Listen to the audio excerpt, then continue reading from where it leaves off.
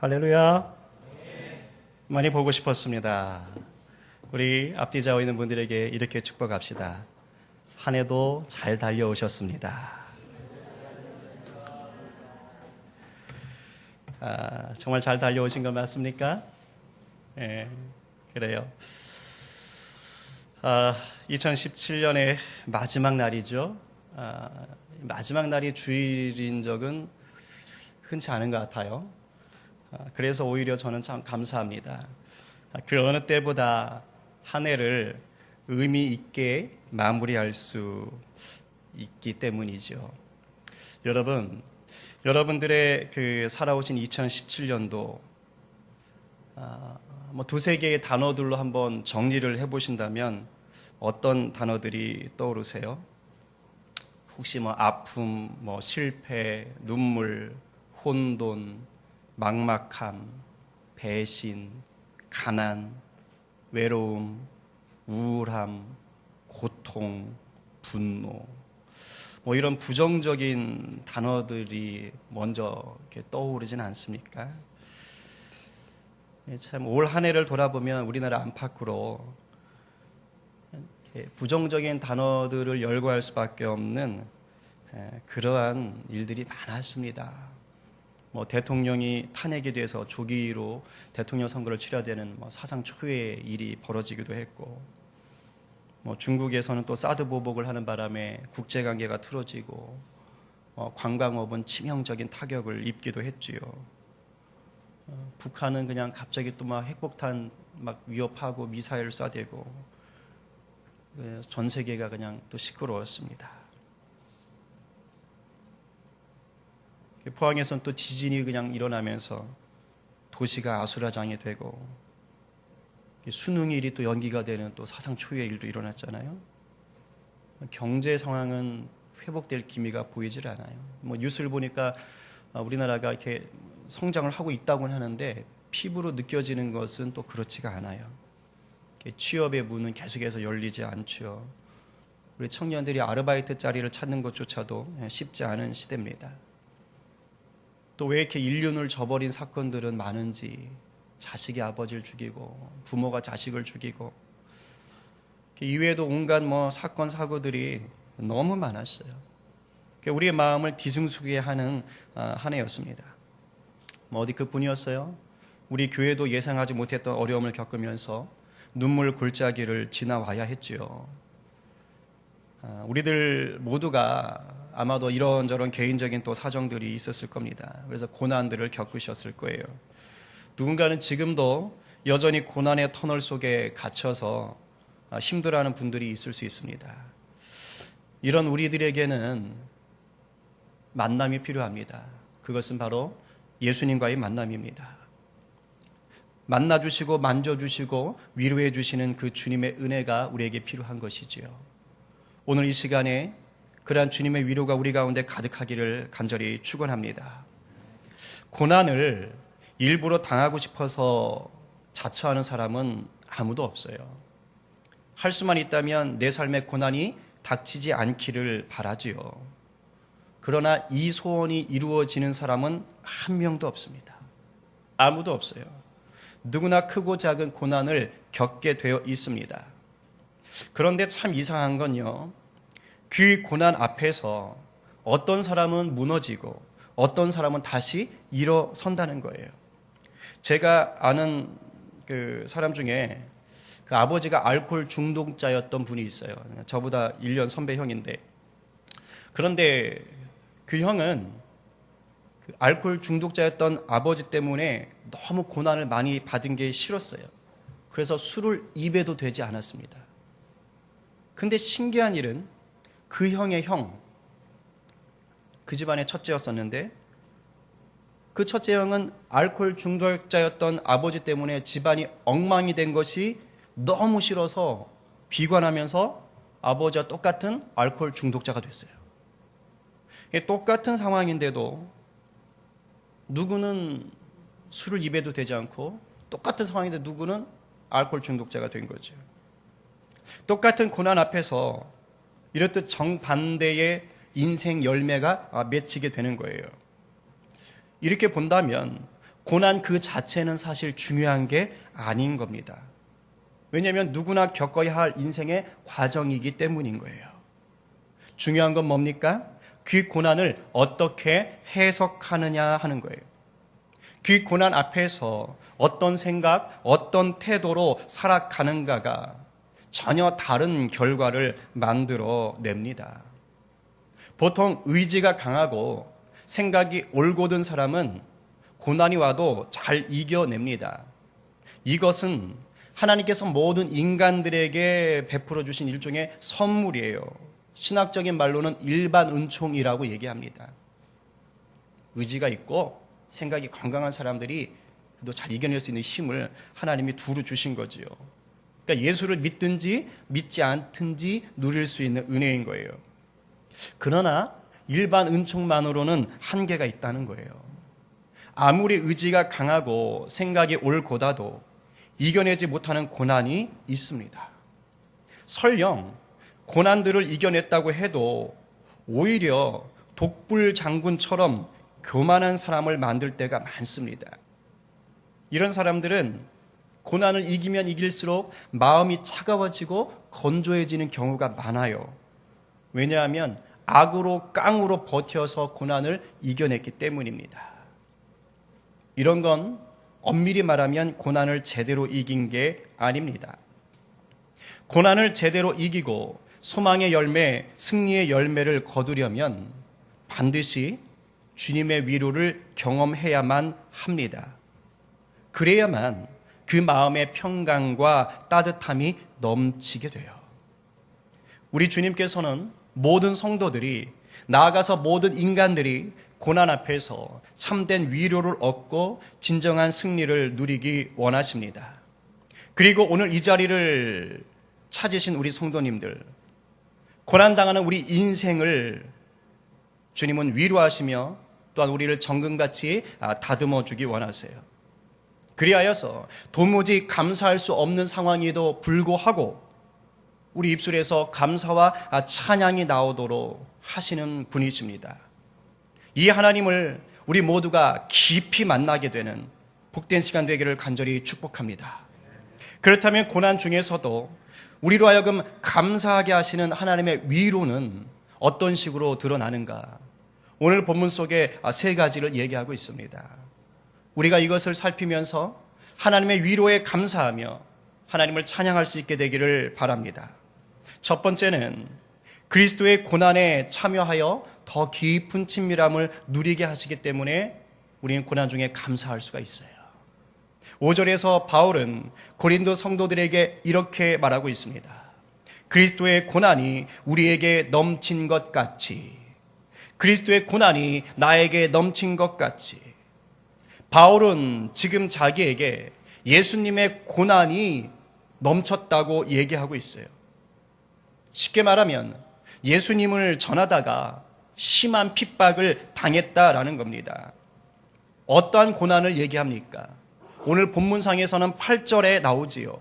아시아에서 살 소망까지 끊어지는 심한 환난을 당했다. 여기서 아시아라고 하니까 우리나라가 속해 있는 대륙 아닙니다. 성경에서 얘기하는 아시아는 지금의 터키 지역을 얘기하는 거예요. 저도 어릴 때는 왜 성경에 아시아가 나오나 이런 생각했는데 아닙니다. 이 아시아 지역에서 심각한 고난을 당했던 겁니다. 그래서 성경학자들은 말하기를 이 아시아에서 당한 고난이 아마도 사도행전 19장에서 나오는 에베소 폭동 사건일 것이다 라고 얘기합니다. 사도 바울이 에베소에 복음을 전하러 가서 그 에베소 사람들이 섬기는 아데미 신상을 보고 우상 숭배다라고 얘기하지요. 그랬더니 그 우상을 만들던 사람들이 폭도들을 모아가지고 바울을 죽이려고 했던 사건입니다. 이 사건을 지금 사도 바울이 예로 들고 있을 것이다 이렇게 얘기해요. 근데 사도 바울은 이것만 당한 게 아닙니다. 사도 바울이 당한 고난은 이루 말할 수가 없어요. 죽도록 매를 여러 차례 맞기도 하고 돌에 맞기도 하고 배가 난파돼가지고 물에 빠져 죽을 뻔하기도 하고 배고픔과 목마름과 배신과 협박 등에 시달려야 했습니다. 그런데도 오히려 바울은 기뻐했습니다. 예수님을 위해 고난당하는 것을 자기의 사명으로까지 여겼어요. 왜일까요? 그것은 자기가 다메섹 길 위에서 예수님을 처음 만났을 때 그 사건 이후로 하나님이 아나니아라는 선지자를 통해서 하셨던 말씀을 알고 있었기 때문이에요. 사도행전 9장 15, 16절에 이렇게 써 있습니다. 이 사람은, 즉 바울은 내 이름을 이방인과 임금들과 이스라엘 자손들에게 전하기 위하여 택한 나의 그릇이라. 그가 내 이름을 위하여 얼마나 고난을 받아야 할 것을 내가 그에게 보이리라. 지금 하나님이 바울을 선택하시면서 이방인을 위해서 내가 보낼 텐데 그가 나를 위해 고난을 받게 될 것이다 라고 얘기한 겁니다. 그래서 실제로 사도 바울은 골로새서 1장 24절에서 이렇게 자기가 고백을 합니다. 한번 같이 읽어보겠습니다. 시작. 나는 이제 너희를 위하여 받는 괴로움을 기뻐하고 그리스도의 남은 고난을 그의 몸된 교회를 위하여 내 육체에 채우노라. 아멘. 지금 뭐라고 얘기하는 겁니까? 괴로움을 기뻐한대요. 그리스도의 고난을 자기 몸에 채우겠다는 겁니다. 어떻게 이런 고백을 할 수 있어요? 일반적으로 사람들은 고난받기를 싫어하는데 어떻게 이런 고백을 할 수 있습니까? 이것은 예수님을 위해 고난 당할 때 예수님의 그 깊은 위로와 친밀함을 누릴 수 있는 걸 알았기 때문이에요. 주를 위해 고난을 당할수록 십자가에 고난당하신 예수님을 더 깊이 알게 되는 겁니다. 꼭 복음을 전하다가 당하는 고난이 아니더라도 성도가 당하는 고난은 예수님의 고난에 동참하며 더 깊은 친밀함을 누리게 하는 통로가 됩니다. 그래서 시편 119편 71절에서 이렇게 얘기를 합니다. 같이 읽어볼까요? 시작. 고난당한 것이 내게 유익이라. 이로 말미암아 내가 주의 율례를 배우게 되었나이다. 무슨 말이에요?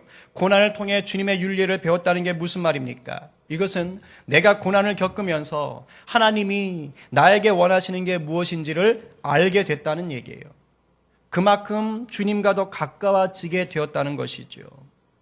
그렇기에 고난당하는 것을 두려워할 필요가 없습니다. 오히려 이 고난 속에서 주님의 십자가를 더 깊이 체험할 수가 있어요. 실제로 올 한 해 겪으셨던 고난들을 한번 빨리 필름을 돌려보십시오. 어떤 것들이 있었습니까? 그런데 그 고난을 거쳐오면서 어떻게 반응하셨어요? 그 일들로 인해서 더 기도하게 됐고, 더 말씀을 보게 됐고, 더 몸된 교회를 사랑할 수 있게 되지 않으셨습니까? 그렇다면 내게 닥친 고난을 통해서 여러분은 주의 고난에 동참하신 겁니다. 오히려 감사할 일이에요. 우리 모두가 고난을 통하여 주님을 더 알게 하신 하나님께 감사하며 찬양하는 성도들 되시기를 주님의 이름으로 축복합니다. 두 번째로 상처 입은 치유자가 되어서 고통받는 자들을 위로하게 하시기에 감사할 수 있어요. 우리 4절 말씀을 함께 읽어보겠습니다. 시작. 우리의 모든 환난 중에서 우리를 위로하사 우리로 하여금 하나님께 받는 위로로서 모든 환난 중에 있는 자들을 능히 위로하게 하시는 이시로다. 아멘. 아멘. 이게 무슨 말씀입니까? 고난 중에 하나님의 위로를 경험한 내가 이제는 고난당하는 다른 사람을 위로할 수 있게 되었다, 이 말이에요. 여기서 위로라는 헬라어 말의 어원을 찾아보면 옆으로 다가간다라는 뜻이 있어요. 옆으로 다가간다. 맞습니다. 위로는 옆에 있어 주는 것부터 시작하는 것이지요. 그러나 옆에 있다고 해서 무조건 좋은 위로자가 되는 것은 아닙니다. 좋은 위로자가 되어주려면 내 자신에게 위로해 줄 만한 능력이 있어야 돼요. 이건 무슨 상담학을 전공해라 이런 뜻이 아니고요. 내 자신이 고난 속에서 하나님께 위로받았던 경험이 있어야 한다는 말이에요.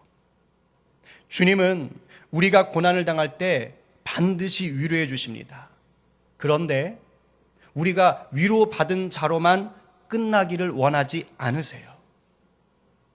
주님이 원하시는 것은 위로받은 우리가 이제는 고통받는 자들을 위로하기를 원하십니다.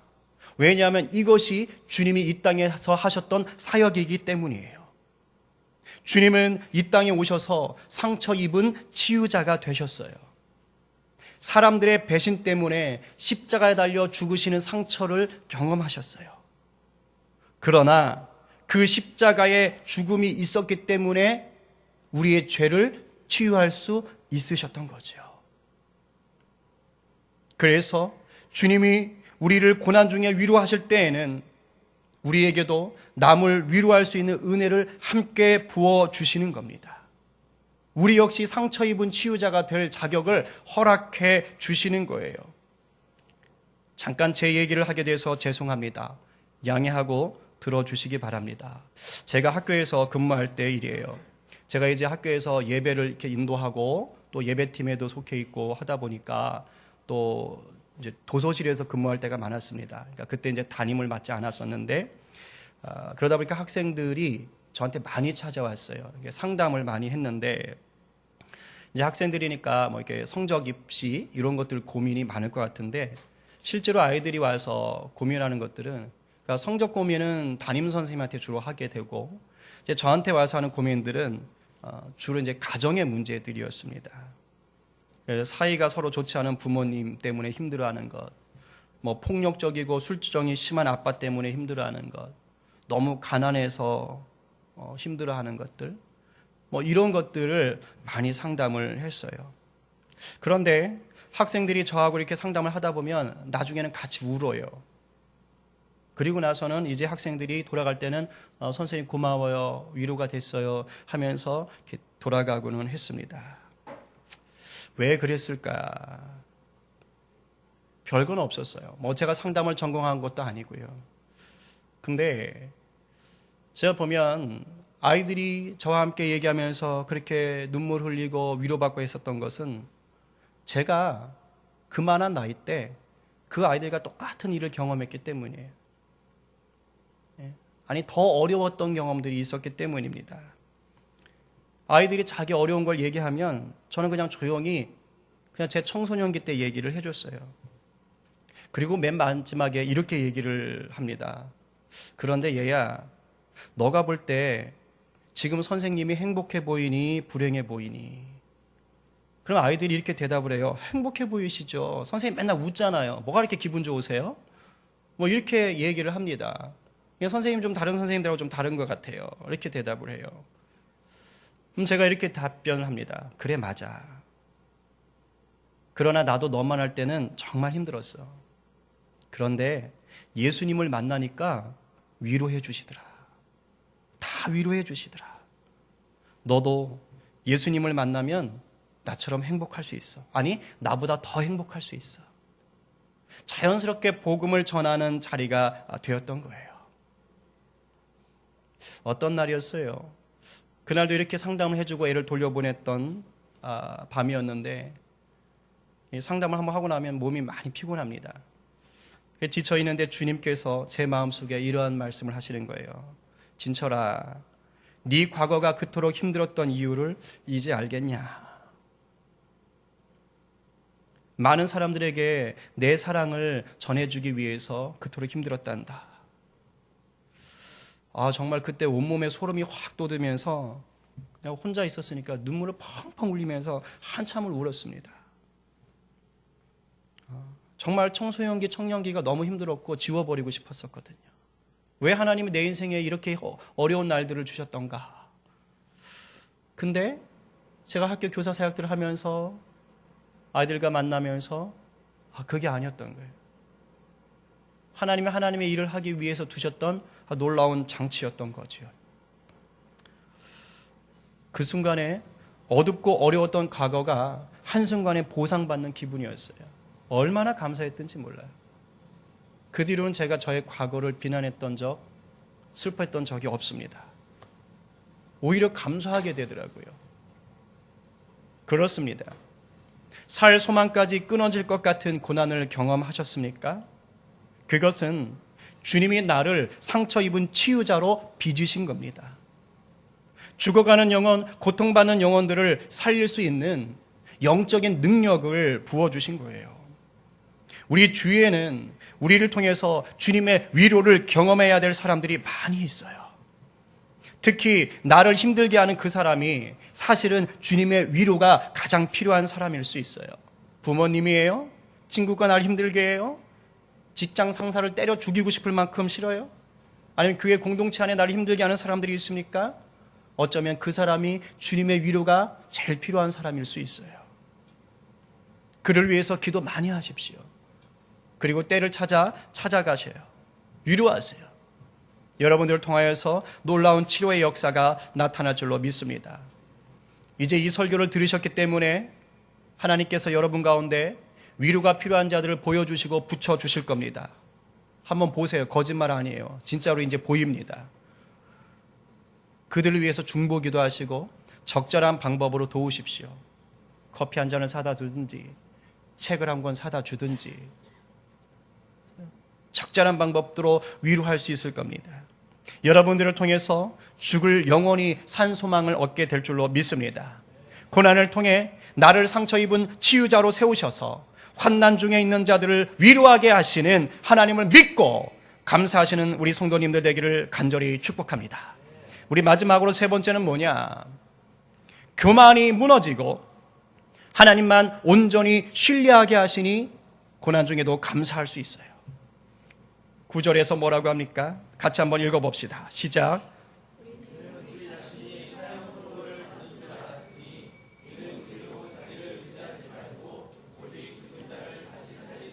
하나님만 의지하게 하심이라. 아멘.